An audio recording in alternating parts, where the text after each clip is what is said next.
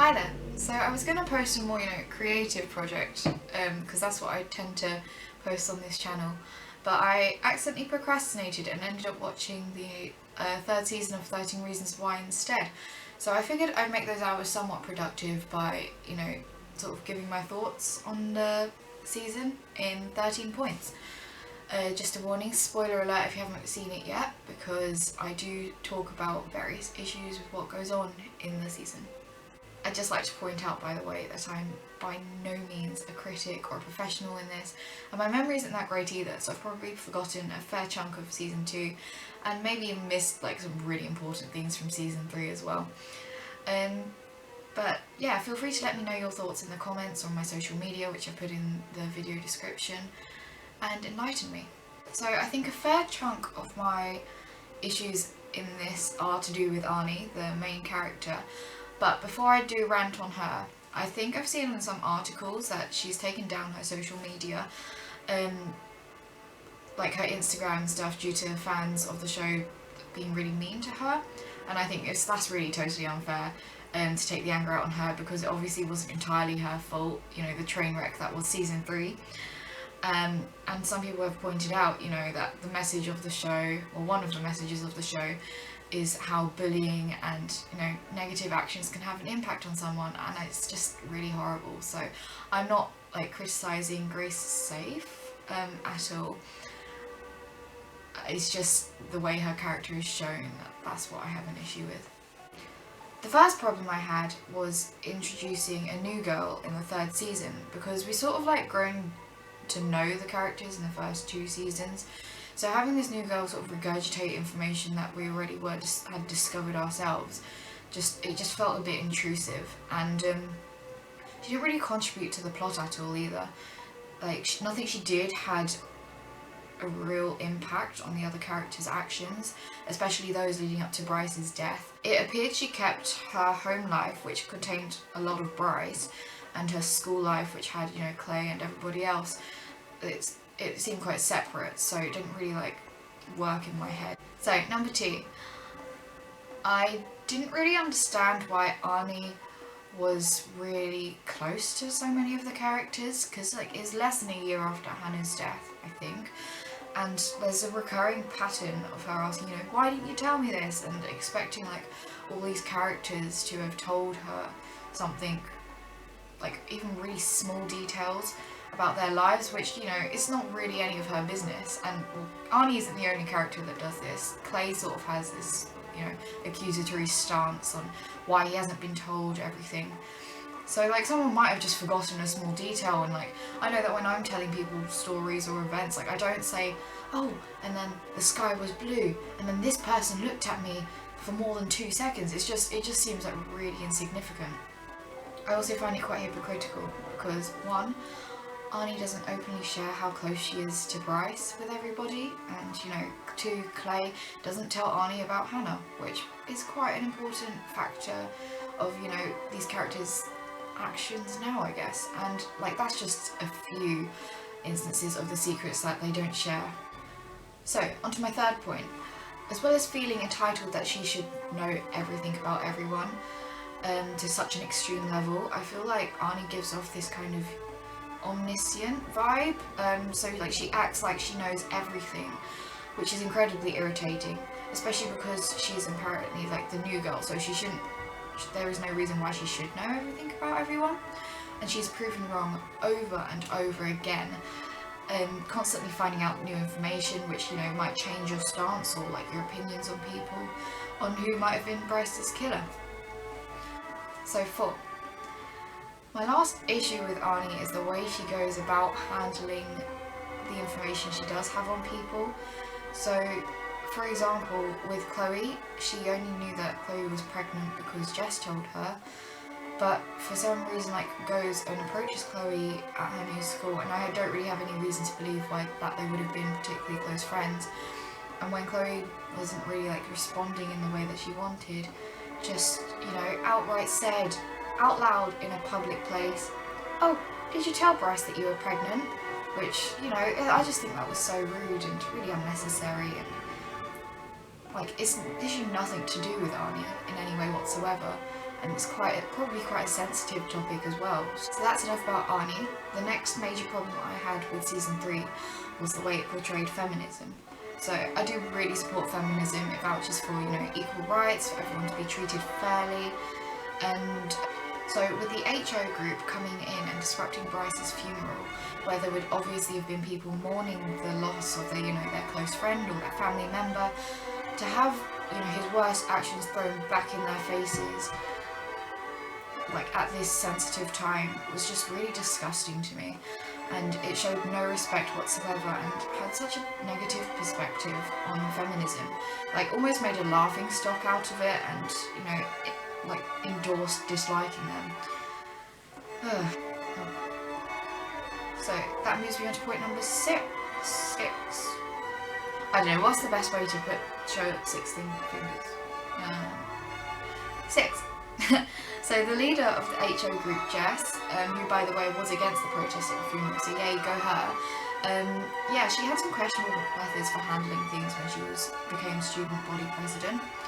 So I understand that what the jocks did to her and so many other girls was absolutely atrocious. But, to pinpoint them as the sole root of all the issues in the school just, seemed a bit far-fetched. And especially when the dude who was in the movie theatre, like with this new job, and she was teaching him what to do, he seemed so eager to learn and trying really hard, and just, to just be shut down completely and judged based on his friends. It just seemed really hostile, to be honest.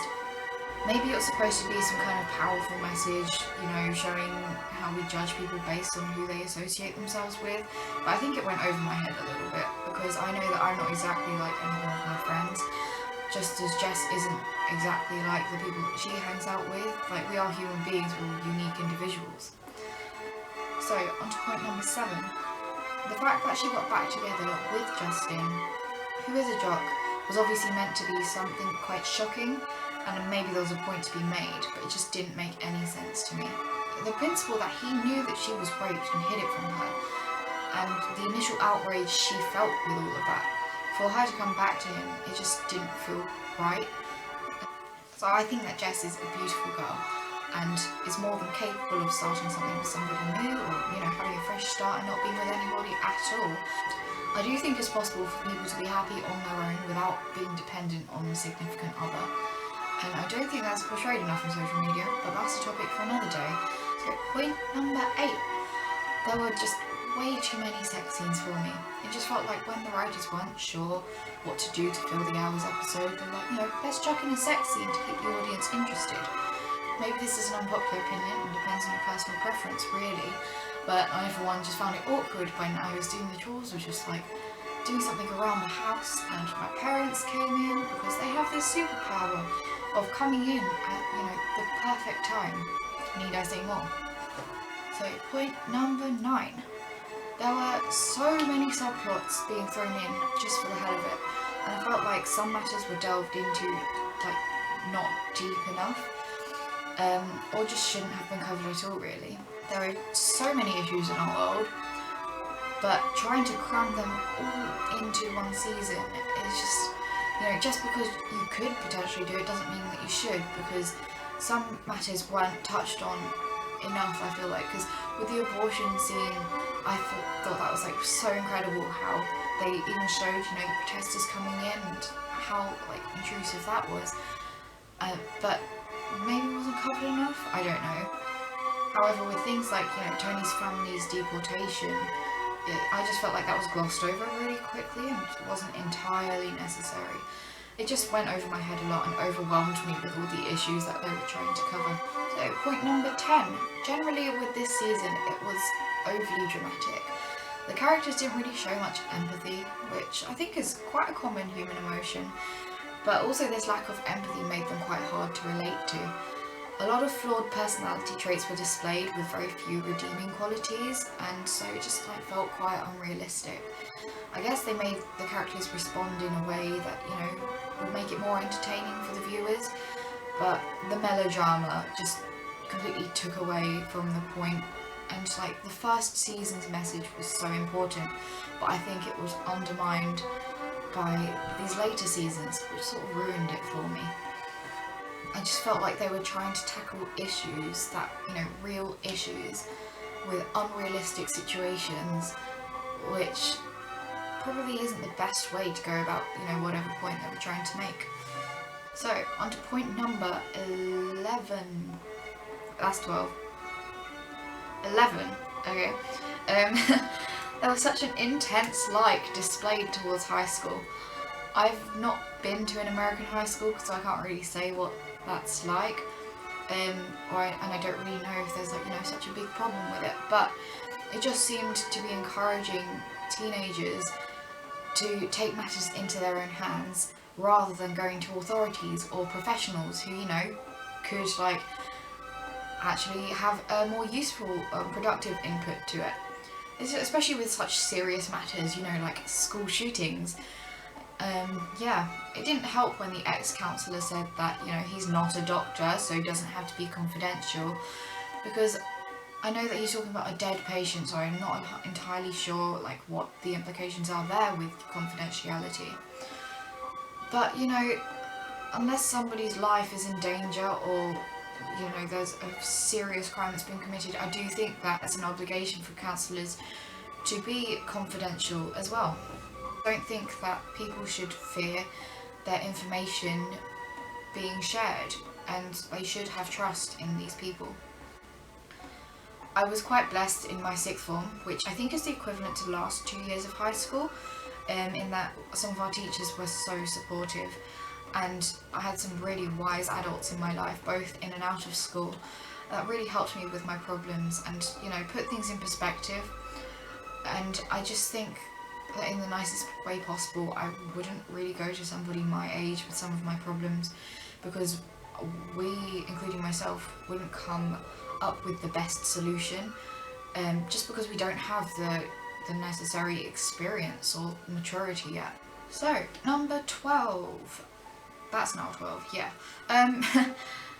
I also found it quite hypocritical when Arnie was talking about being held accountable and, the general message of dealing with the consequences of your actions, when the majority of the characters go above and beyond to hide, one, Tyler's shooting, and two, who killed Bryce. Letting Alex and Zach get away with it, surely you're just enabling some really troubled children.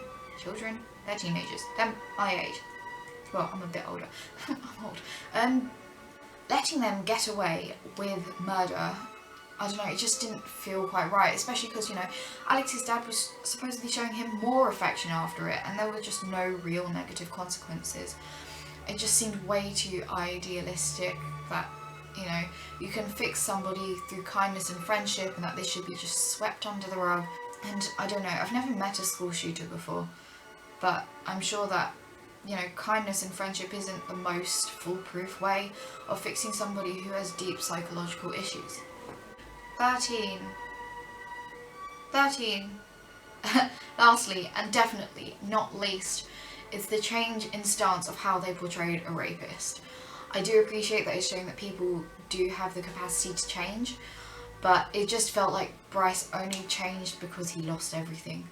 At the end of season 2, Bryce showed no remorse whatsoever, and he seemed really smug about having gotten away with his crimes, and showed no interest in listening to the tapes, which had been released to the public. Season 3 Bryce seemed quite different. It was sort of emphasising how he was good at heart, but had just done some bad things, rather than, in season 2 he had done some good things, with helping Justin and various people, but he was just so fundamentally a bad person in season 2. But to twist that so it was the opposite, had the opposite energy in season 3, it just annoyed me. And I found myself even feeling sympathy for Bryce, and I'm not sure maybe that was the point of it, but it's just feeling sympathy for a serial rapist, I just felt really awful. So I think that's enough for today. I can sort of see why Rotten Tomatoes has given it 7%, but I did really love season 1. It's such a shame how they tried to stretch out, these issues into multiple seasons and turning it into a melodrama. and you know, just so that they can make more of a profit out of it.